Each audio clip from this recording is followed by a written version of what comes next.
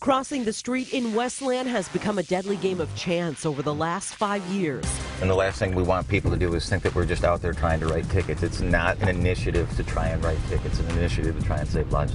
Tonight, police officers warning of the reckless mistake that's now left 2 people dead in 2 months.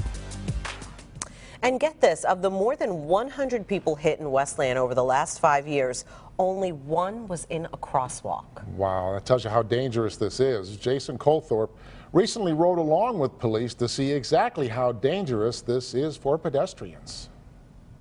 The numbers don't lie. Since 2011, 115 people hit by cars here in Westland, and of those, 14 people have died. 2 of them in the last 2 months. But it's really not that surprising when you're out here looking around.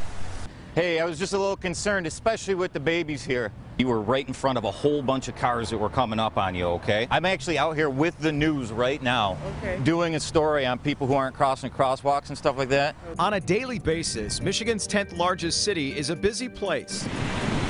5 and even 6-lane stretches of Ford and Wayne roads run through the heart of Westland, and crossing them on foot has proven to be a deadly problem, one that's flying under the radar.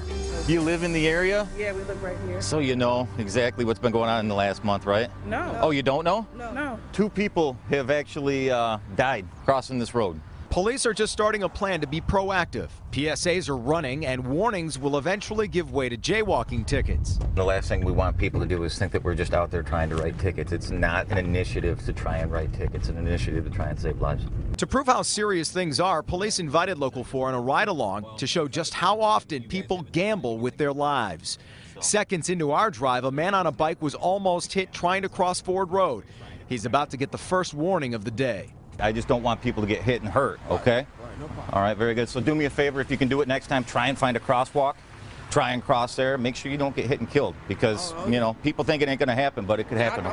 Moments later on Wayne, a sight we couldn't believe. 2 people with canes crossing in the middle of the road. It's an unbelievable example. It's literally scaring me right now. It's such a close call, the woman has to try and run despite her cane. You do know that there's a crosswalk right down there, right? I know it's hard to move and everything like that, but I'd rather see you get down there and not get hit. Those cars had to stop for you. If they wouldn't have stopped for you, you would have been hit, maybe killed. From that near accident, we went to the scene of the most recent fatal accident, which is only a 2-lane stretch. Still, there have been 2 pedestrians hit and killed here. Neighbors, including the brother of the most recent victim, are appreciative of any effort to save a life. These right here, Wow, yeah, well, they're bright yellow, and these right here reflect off of headlights really bright. You're a good gentleman. Well, listen, we're trying to do everything we can to stop this from happening. And then, just feet away, Unbelievable. some mothers angling across the road with their babies in strollers.